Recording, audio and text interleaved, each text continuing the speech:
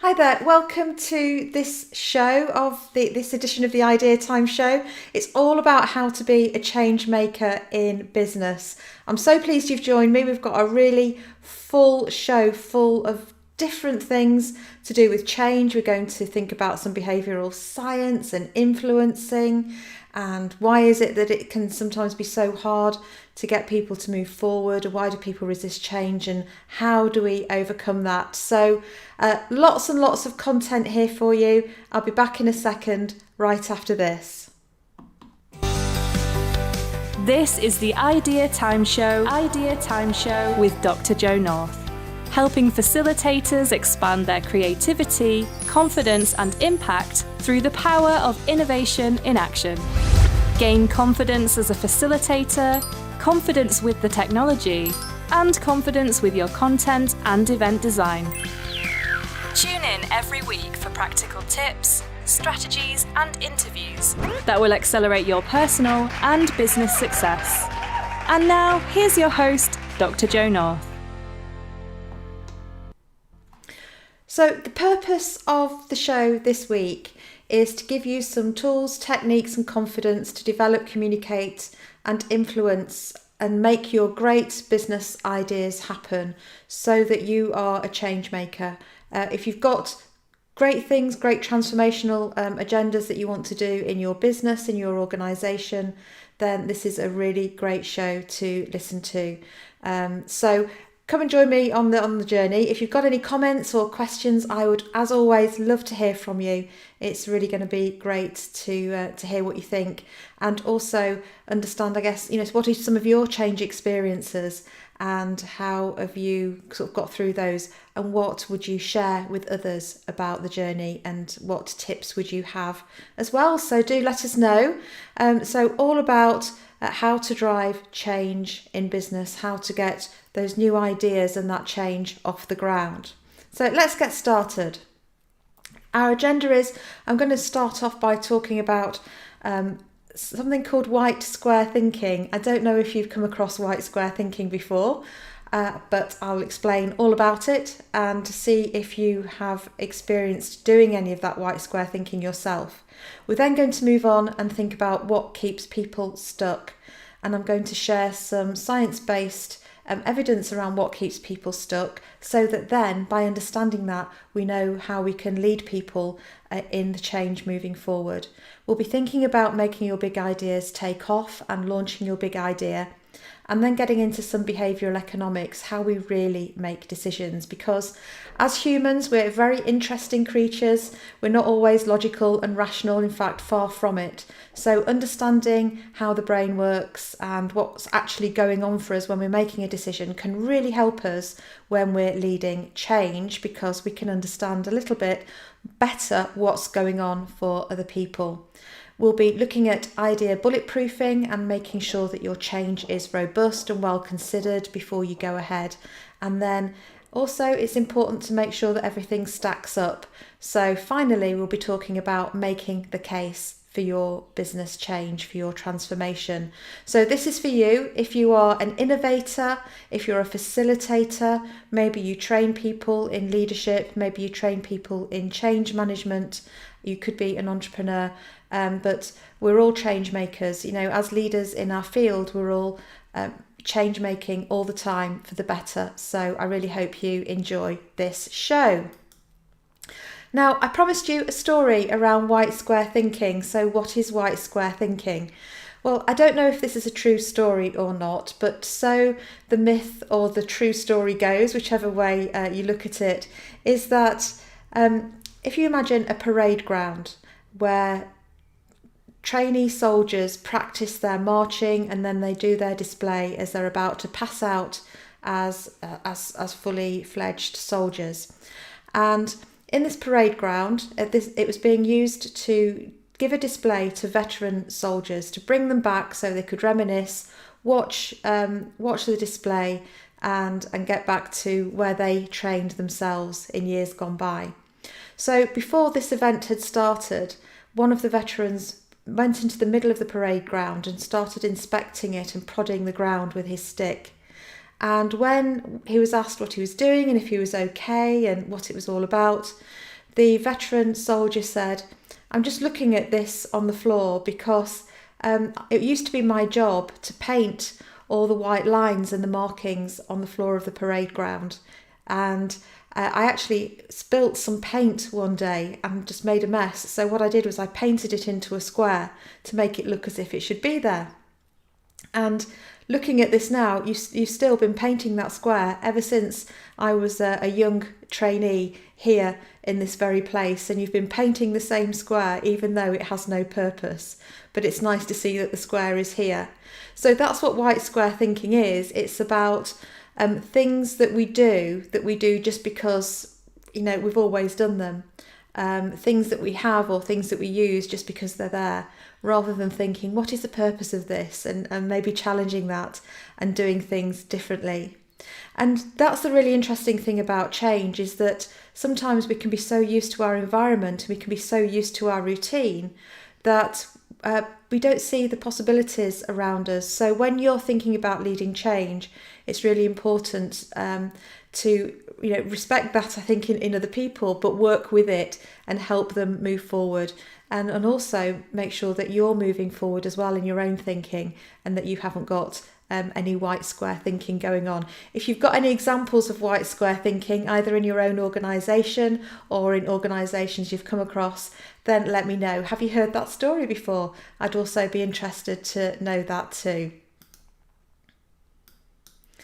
So it's not just about white square thinking, because in the environment and habit, but there are lots of other things that keep people stuck.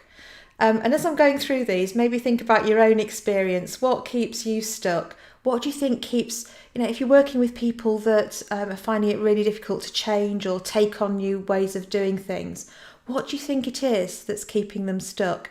Because if you understand that, then you can start to think about what are the strategies that you can use to get them unstuck.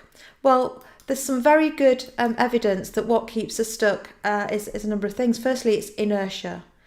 And we actually it's ironic, we use a lot of energy keeping us where we are right now. So this is a Newton's cradle, I'm sure you're familiar with it. You sort of move a ball at one end, the energy travels through the row of balls, and then the final ball raises up and clicks back and passes the energy back down in the other direction. And the same thing happens repeatedly. So all that energy is being transferred all the way through the row of the balls in the Newton's cradle, but it's not going anywhere. It's just staying where it is. And we have sort of a whole system as humans, which is called homeostasis, or the whole sort of ethos that we are designed to stay where we are, to keep our temperature even, to keep us in, a nice sense of routine and security and so on, and just keep everything ticking over as it should. So that can spill over into our attitude and our approach to change, which is energy spent on staying still, which is fascinating, isn't it, when you think about it? I love all this stuff, as you could probably tell. But also, change is very sort of tiring and energy sapping for the mind in a way. Some people might say, yeah, change is refreshing, but I'll come on to that in a second. But change means that we've got to rethink things, we've got to reimagine and work out different ways of doing things. And because our brain is such a large energy consumer in our body, it uses a lot of glucose. We'd rather sort of not expend energy where we don't have to. There's also an element of self-preservation in that, of course, as well, because the brain wants to keep us safe. That's its primary function. It wants to stop us getting killed, essentially, from an evolutionary point of view. So the brain knows that what we were doing before hasn't harmed us so far, and therefore sometimes it's a little bit reluctant to let us go into new territory and try new things. So sometimes it's easier to stay where we are. It feels less effort to stay where we are. And sometimes because we know our environment, we know our routine, it can be more challenging to change. So again, things for you to consider as a change maker. And as I say, I'm going to give you some strategies to overcome all of these as we go through. The other reason it's challenging for people to change and people resist change is because the more embedded their thought patterns, the more embedded their habits, the stronger the neural pathways in the brain. So we have trillions of neurons, more than there are stars in the Milky Way. And the neurons in our brain are connecting the whole time, sharing information, connecting. That's our thoughts, our ideas, our processes, and so on. And the more we have a repeated way of doing things, the more we think the same way, the more strongly connected those neural pathways are. So, and it's like having a path, the more you go up and down that path, the more worn that path is going to become. So when people say, I'm in a bit of a rut, they are actually in a bit of a rut, literally almost, from a neuron point of view. So really, thinking that sometimes people are quite embedded in how they do things, and we need to nudge them out of that and sort of do some positive disruption to get them thinking differently. Actually, that's what innovation events are all about. It's about disrupting the way that people are thinking so they can generate new ideas and get new outputs from it as well. The good news is that brains have neuroplasticity. They have the ability to develop in different areas and strengthen other connections as well. So these habits and things can all be overcome. They might take a bit of work, they might take a bit of persistence, but they're definitely not there permanently. They can indeed be overcome, developed, or kept and just enhanced with other types of thinking as well. The other thing I wanted to share with you about why people sometimes get stuck where they are is something called the IKEA effect. And I don't know if you've heard of the IKEA effect. That's a proper term.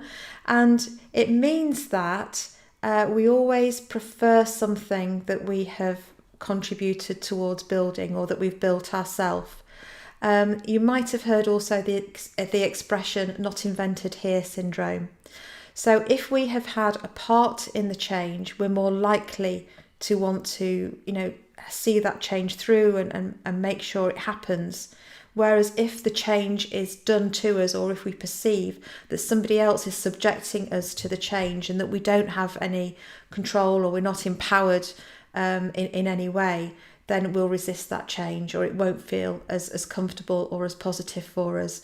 So the thing to do here is to really get people engaged in the change as early as you can and let people know that their opinions count, that they can influence it, and that they can be part of designing the change. I think that's probably one of the most positive things that you can do.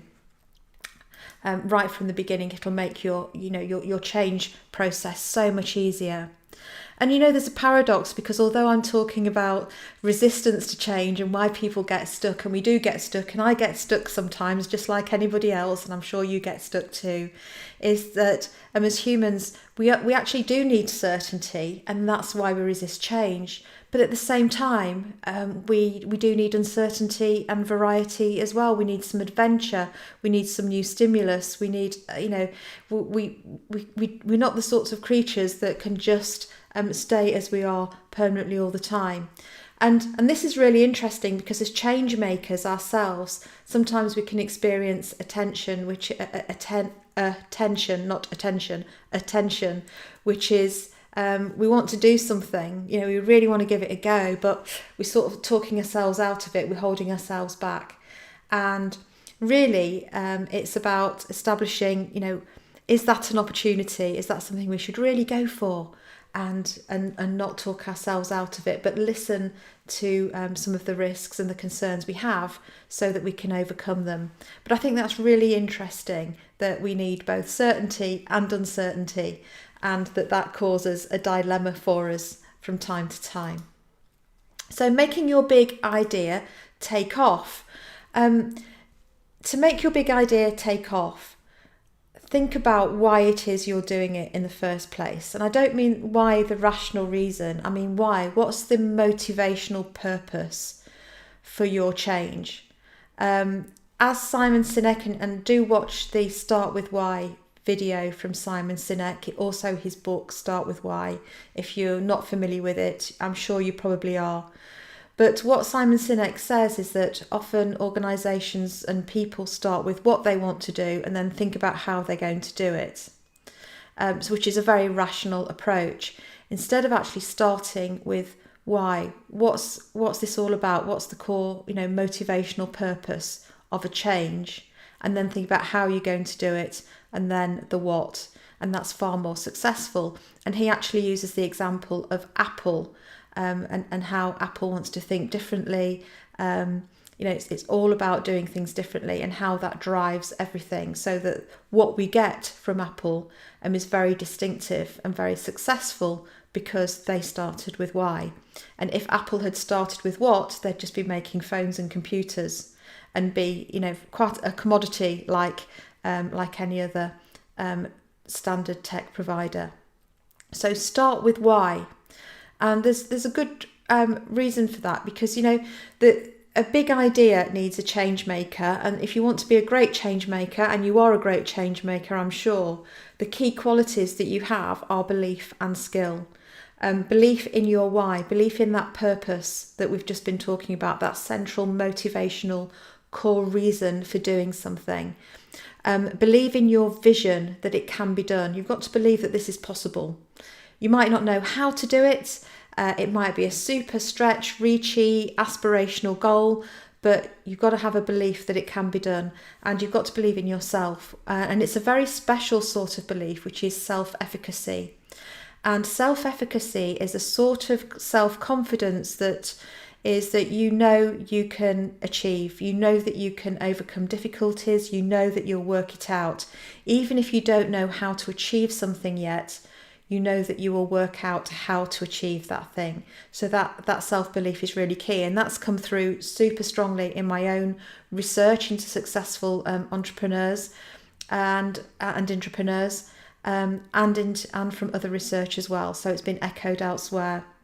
And the skills you need really are, they're multiple, but the key ones all come back to influencing and problem-solving skills. Influencing, because you'll need to take people with you, you'll need to be a great communicator, you'll need to listen well, and you'll need to sort of adapt and shape as your change develops. You'll need problem-solving skills, because the very nature of change means that you're doing something new, you're doing something different, and you'll need to work it out when things don't go to plan, because they won't, and that's natural and that's normal, and that's where the self-efficacy element helps too. Okay, so I hope you're enjoying this. Let me know. Let me know if you've got any questions or comments so far. I'd really love to hear from you. If you're enjoying it, hit like and hit subscribe, and you'll be automatically notified when I'm doing future shows like this coming up. And let's move on then to behavioural economics and how we really make decisions. Now, what behavioural economics is about is recognising that 95% of the decisions we make are subconscious. So, for instance, if we say we choose a particular brand, then we're often choosing that brand, and we'll rationalise that and say because it's good value for money, it works better than any of the others, it performs better. But actually research shows, and particularly research from Professor Zeltman of Harvard University, that we don't actually investigate those other brands. We don't know how much they are. We don't know if they perform better. Very few of us just say, right, I'm going to buy some new face cream. I'm going to test 3 products. I'm going to rank their performance, look at how much they cost, and then make a rational decision on which ones to buy. Who does that? There are, of course, review sites and product comparison magazines and things like that. And yes, we might read some of those and read reviews and look at the marketing. But actually, when we're making a decision, we're shortcutting those decisions based on the other judgments that we make. So 95% of decisions are subconscious, and this is where behavioural economics comes in, because it's about, it then means that we need to focus more on the non-conscious decision-making processes, the context of the behaviour that we display, which are the norms, and actually focus on behaviour rather than making people aware of stuff or thinking about getting a change in attitude. So just communicating things and giving people information isn't enough. And just really trying to change somebody's attitude isn't enough. If you want to drive true transformation and change, it's actually also super important that we drive changes in behaviour and work at that level, because sometimes people's intentions and attitudes, and even though they know something, they might do something completely different. And if you think about it, you know this for yourself, because this might not be your your Achilles heel personally, but there are people who watch too much TV even though they know they could be doing more productive things. There are people like me who should exercise more, and we know we should, but we don't. So knowing something is very different, and having an attitude of wanting to and intending to is very different from actually putting your trainers on, lacing them up and heading out the door. So where we really need to be targeting is getting that behavioural change, which will drive the transformation. So some ways we can do that is to really understand what's going on for us when we're making decisions, because as humans, because then you can think about how you're going to present some of the information to do with the change, how you're going to influence and bring people along with you. So I've picked a handful of my favourite biases and heuristics from behavioural economics, and we're going to have a look at a few of them. So the first one is framing bias, and Daniel Kahneman, who's a Nobel Prize winner, has done a lot of work in this area, and one of the experiments he did was to ask people to pick which doctor they would prefer. The first option was a doctor. Out of 100 patients who had this operation, 90 are still alive even after 5 years. So would you pick that doctor, or would you pick this doctor? Out of 100 patients who had this operation, 10 were dead before the end of 5 years. So the difference between the two doctors is that after 5 years, 90 are still alive, and in the second option, 10 were dead. And both of them are out of 100 patients. So the results are actually the same. And surprisingly or unsurprisingly, depending on your point of view, most people chose the first doctor, the one who had 90 patients still alive even after 5 years. And it's the same information, it's just how it's framed. So, and framing means positioned. So the first one was positively framed, the second one was negatively framed. So you can use positive or negative framing when you're looking to influence, depending on what is the outcome that you're aiming to drive. And this is particularly useful if you're using statistics to demonstrate a point. And please do this, obviously, I'm talking about doing it with integrity. I'm not talking about misleading anybody or manipulating anybody. I'm still talking about operating with integrity, being transparent and being truthful, but just thinking about how you put things and how you phrase things is a useful thing to consider. The second thing that's interesting is that we have a tendency to prefer benefits that we're going to get in the short term to benefits that we're going to get in the longer term. And this is one of the reasons why some of the financial services, big global companies, are finding it challenging to sell to people in their 20s, 30s, early 40s, to sell pensions to those groups of people, because they're focused on right now, and retirement seems such a long way away. And they're thinking about now rather than the future. And also adverts that have shown that themselves sort of talking to themselves, their future selves talking to their present self, have worked really well for financial services companies from an investment and a pensions perspective. So what you can do when you're talking about your own change is to make sure that if you're promising things or you're hoping for things, your vision is to achieve something in the future. It could be a 12 months, a year's time, 2 years time or whatever, that you also build in some quick wins for people so that people can see some very early benefits. They're not having to wait till far into the future. And this is true. There's a famous experiment where children were offered one marshmallow. They could eat it now, but if they waited and waited a little while, they could get 2 marshmallows. And many children just ate for the 1 marshmallow there and then and didn't want to wait. So there's something in us, and all sorts of stuff that the people who waited actually went on, and did better at different things in life. But the point is that we like quick wins. So when you are looking at transformational change, make sure there are some quick wins for the people involved, as well as the long-term vision and the long-term benefits. We also prefer to prevent loss than achieve gain. So once we've had something and experienced something, we miss it more and we regret that we've lost it than to think about something that we haven't had yet and imagine actually having that. So avoiding loss is sometimes a bigger motivator than achieving something that we don't have.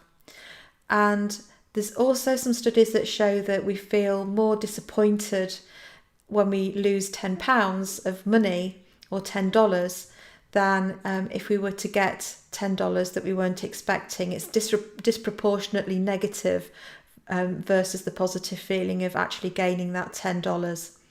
So some of the things we can do, that you can do when you get people to make a public commitment. So that there is a website called Stick, STICKK, for instance, which is all about making a public commitment so that people sign up to that to make themselves follow through on their promises to themselves because they're committing and pledging publicly.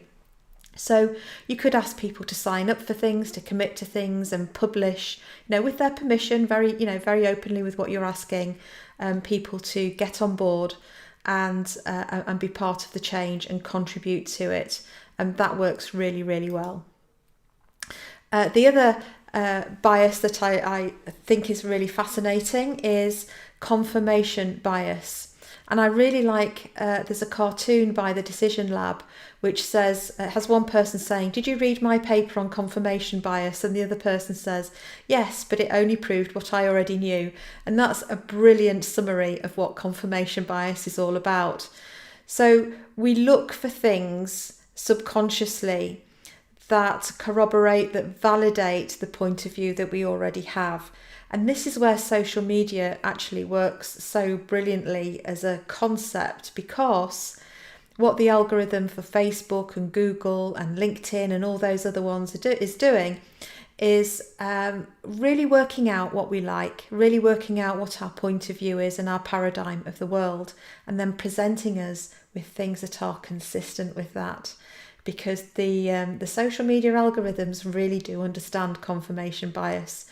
I'm not saying I think it's a clever thing. I don't think it's a good thing particularly, because I think the more difference we're exposed to, the more diversity of opinion and point of view and lifestyles and all of those sorts of things, the more tolerant we become of each other, the more understanding and the wider our perspective. So I think it's clever, but I'm not necessarily thinking it's a great thing. But this is true of many of us with confirmation. We don't even know it's happening. It's true of all of us, actually. We see things and we form an opinion, and then we see other things that subconsciously that validate that opinion. Again, there have been studies done with recruitment and job interviews and candidates. If people take a liking to a candidate really early on in the first few seconds, unless that candidate does something really significant, then the confirmation bias we have means that we're sort of validating that this could be a really good choice of candidate all the way through the interview. Likewise, if a candidate seems to be not a good fit and we're not keen on that candidate, they don't seem right for us, again, we pick out the evidence that supports the point of view that we initially formed. And of course, this is really important to be aware of, because bias, just because something is biased doesn't mean to say it's correct. And we need to be really aware of this, because we don't want to prejudice anybody's opportunities. We don't want to have unfair decision making and so on. So it's fascinating, but also there's a watch out here, and that we really do need to look out for it, and make sure that we're being completely fair in and right in what we're doing, and that we're doing things in the right way. Okay, and the availability heuristic. I like the illustration that you can find on James Clear's website, and I'll put the link down below, which is, you imagine a big sort of circle that says what actually happens in the world, which is loads of stuff is going on in the world the whole time. And then in that huge circle, there's a tiny little circle or a dot that says, and this is what's covered in the news. And what we do is we focus on what's covered in the news, because that's the stuff we're hearing about all the time. It's accessible to us, and we're hearing it repeatedly as well, particularly with 24-hour news coverage on our phones. You can get an alert on your watch, if you've got an Apple Watch or another sort of watch, a smartwatch, of what's going on. So just because something is available and recent and front of mind for us doesn't necessarily mean that it's a true priority. Sometimes it is, and sometimes it isn't. But how you can use this helpfully is, if you've got a change coming, that there's a change in the future, that you're, an idea that you're looking to propose, something that you're aiming to land, and you hope it really takes off, is you can start to prepare the ground for that by talking about it and making people warm to the idea by frequency of conversation, so that when you actually go and share your ideas for change more fully, when you fully develop them, then the ground is laid and people will be more receptive because they've heard more about it. It's not come out of the blue. So you can use this availability heuristic to your benefit in a good way, but it also helps them too, because it means they've had time to be thinking about it, and they're more ready to receive the information that you're going to share with them as well. So interesting stuff. I hope you're enjoying this. Let me know, and let me know if you've got any questions as well. So they're heuristics and biases. So a bias is a subconscious leaning in a certain direction to take certain decisions. A heuristic is a mental shortcut which just helps us make decisions faster, because we're processing information and making decisions all the time. But we're also influenced by norms, and two types of norm in particular. So what we see other people doing, and what we think they think we should do. So we observe people doing things and we're influenced. We think, should we be like that, or should we do the same as that? Should we not do that? And so on. And the other sort of norm is what we think they think we should do, is really about our view on what we think other people's expectations of us are. So and that might be correct or incorrect. They may or may not have those expectations. They may or may not have those expectations. It's what we think they're expecting that counts, and those things influence us. And we conform to those norms in different ways. We conform sometimes just by complying and doing what we think is expected.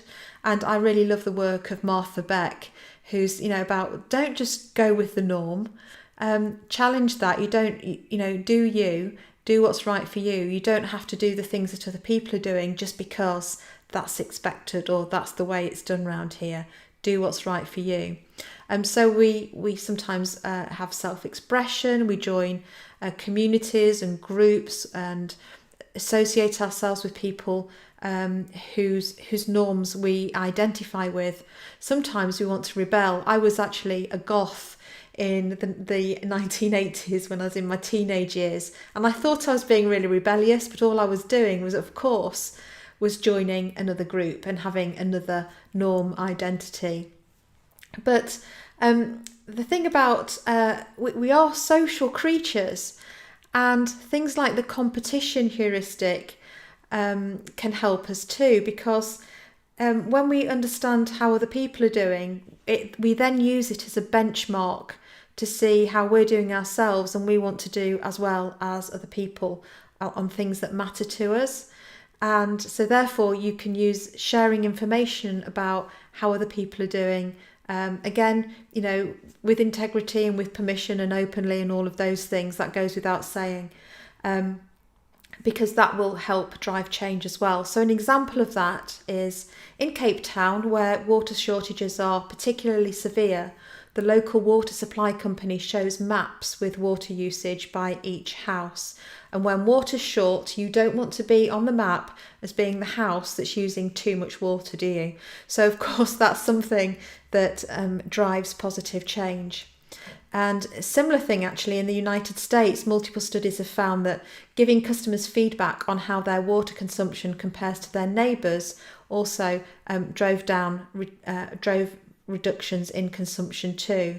So just knowing how we're doing against how other people, our peers, are doing can drive change. So sharing that sort of information, again with the right permissions and in the right way, really helps. Some examples of using social proof to drive change are the nudge used by HMRC, which in the United Kingdom, in Britain, is the tax office. And they published a campaign which said 9 out of 10 people in the UK pay their tax on time. And using that message, they got 210 million more pounds worth of tax payments in. 210 million of tax paid above and beyond what was paid before, because of saying 9 out of 10 people pay their tax on time. And similarly, and you'll have seen this when you've travelled in hotels and things, by putting a notice that says nearly 3/4 of hotel guests choose to reuse their towels each day, that cuts the number of replaced towels by 17%. And these things have been studied, and tracked through and researched. So the numbers I'm giving you are genuine numbers. So these things actually work. And if you can think about how you use these things in your own messaging for your own change that you want to drive. And the other thing I'd say is the more personally relevant or local the message is when you're doing these comparisons and benchmarks, the better. So use your local town, community, organisation, team, business, whatever it is. And nudges work really, really well too. So nudges are interesting because they're just small tweaks to the environment that make the desired behaviour change really, really easy. It's that thing, if you put your trainers by the door and lay your tracksuit, goodness me, that was a bit retro. Lay your sports clothes out before you go to bed, then you just get up, put them on and off you go. It's a little nudge to make it easier to get up and exercise. So some good nudges. There is in Sweden a staircase next to an escalator, and the staircase the steps are designed to be piano keys, so that people take the steps instead of the escalator, and they don't just. And it's all about getting people to move and take more steps and so on. But what they do is they also go up and down the staircase because they can play tunes on the staircase piano, and they have a lot of fun with it as well, which of course is very good for well-being. So this piano staircase is a little nudge to get people off the escalator and onto the stairs. There's a very famous example in Amsterdam Airport, I think it is, where they've etched some pictures of flies, the insects, flies, bugs, into the urinals to give men something to aim at when they're in the washrooms, to keep it cleaner, and that actually works. So lots of different things are all around us, and when you start to look for these, they're very very prolific. But what you can do if you want people to do things differently is you can do this online. You can create an online or a physical environment where it makes delivering that change a lot more easy and a good choice to make. Now, when you've got your idea for change and you're thinking about how you're going to influence, it's really important to bulletproof it. And just very briefly, and I've got resources, I've got all of these resources as templates if you'd like them. Head over to www.bigbangpartnership.co.uk/resources and you can fill your boots with all sorts of free resources, and these are there for you if you want to download them. But work through the top risks. Know what the top risks are, how likely they are, what the impact would be, and what actions you could put in place to reduce the impact of those risks. And do the same for opportunities. So what you're looking to do is reduce risk and increase opportunity. So think through the top opportunities. How likely are they? What would the impact of that opportunity be? And how you could turn an opportunity into an even bigger, more sustainable opportunity too. So think those through, and also think about who are the different stakeholders involved in the change. So the stakeholder is anyone who the change will affect. And what I like to do is think about just get every individual out onto a sticky note and just write their name, their initials or their role, and then put them on a 2x2 matrix. So on one axis I'd have importance of support from low to high, and on a vertical axis I'd have level of support from low to high, and I'd put the sticky note on that grid where I think each person would sit. And then if there are people who have a high importance of support and high level of support, I think what's my strategy going to be to keep them there? If someone is really important for the change initiative, but not has a medium or low level of support, then I'll challenge myself to think, what is the strategy I'm going to use to engage them in the process and to get them involved so that they begin to support this change. So really thinking through and having a strategic plan for how you're going to engage and influence and move forward your stakeholders is absolutely key. Now, we've talked about you've got your big ideas. Sometimes there's a lot of resistance to just change in general, but using some good behavioural economics techniques and really being a good influencer, thinking through your risks and opportunities and how you're going to engage your stakeholders, that's all really important stuff. And remember that you still need to make the case.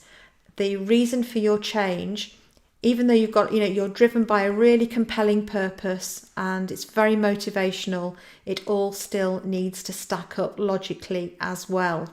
So we're not saying don't be logical, in fact, far from it.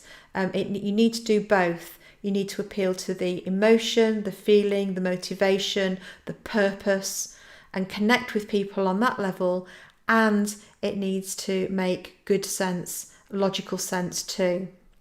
So remember that when you're influencing, you are asking people to trust in you. When you're asking people to join you in a change journey, you are asking them to trust you in coming along in that process and on that journey with you. So really think about trust. I've done a video on the trust equation, which you can see on my YouTube channel. It's a 60-second video that really breaks down the core ingredients of trust and explains them. But present your case with credibility, do your homework, really know your stuff, with reliability. So, make sure that people know they can count on you to deliver this change, and that your track record gives evidence that you can too. Be really open about and authentic with what you're trying to do, and make sure that from a self-orientation point of view, which is one of the ingredients of the trust equation, that you are considering other people's needs and wants just as much as you're considering your own, and you're aiming to get the best for everybody, the best outcome all round. It's not just about completely what you want, it's about doing the best for everybody who is involved collectively, so that everybody wins in some way. And you'll need to think about how you're influencing as well. So it's really important to use push style influencing, which really means that you are direct, you are clear about your aspirations, your expectations, and how you think it might work. And you give your views and opinions. But you're also doing pull influencing, which is listening to others, giving them your full attention, really understanding their point of view, building on common ground, and and sharing and being very, very open with each other as well. So if you can get that combination right, you will also help with building trust, and you'll get a better outcome all around, and your change is more likely to be successful. And just really, think about how you can influence, and how you're influenced yourself, and think about, just because you're influenced in a certain way doesn't mean that others will be influenced similarly. So what you really need to do is to devise an influencing approach that works for every person that you're working with to make this happen.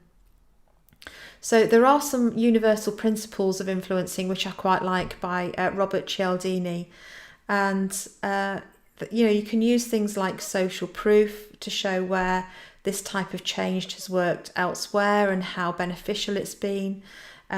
You can use authority, which is one of the 6 universal principles of influencing, and bring, show that there is some expert work done, that you've done your homework, that you've consulted with the right people, and that you've brought in the right expertise to make this happen, that it's consistent with the direction that you're aiming to go, and it's consistent with the whole sort of strategic vision that you've got overall. That you recognise and appreciate people, that, even if someone in the change process has got a different view from you, they're more likely to listen if you show your appreciation for them. That if you think about it, do you really take people's views on board if you don't feel they're listening to you, and you don't feel like they're hearing you? It's really important to have that two-way dialogue, that real listening happening, so that you can take people along the change with you. And just, really use a toolkit of different tools, because different people have different preferences. So some people like a lot of data, some people work on feeling and intuition. There's no right or wrong. There's only different approaches. You'll need to adapt your own influencing style throughout the change process accordingly. Use visuals. Some people like detail. Others just want to know what the big picture is. So you need to be able to do both. You need to be able to get people to really imagine the future vision, as well as having a respect for the journey and the history that people have had so far.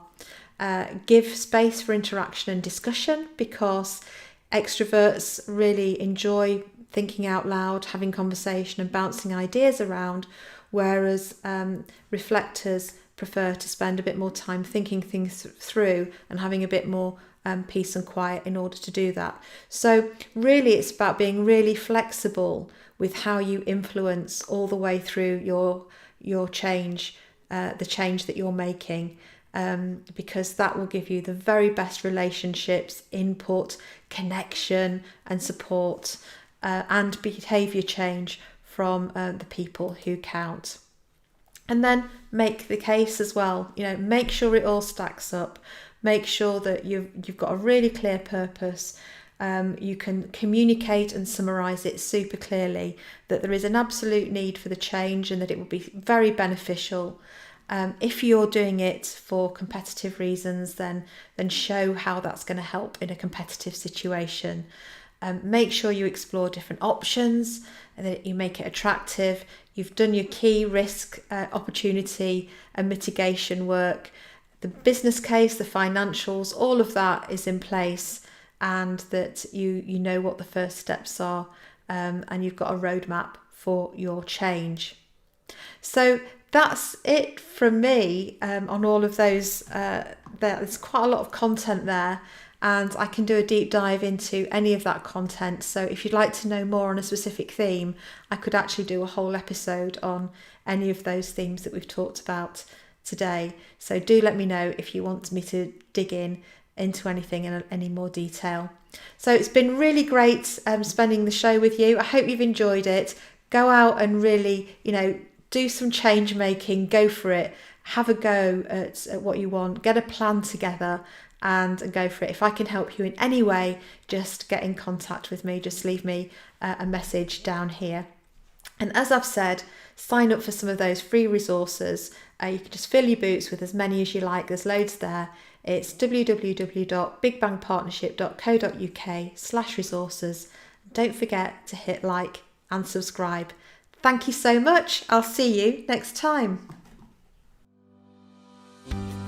Thank you for tuning in to the Idea Time Show, brought to you by Dr. Jo North.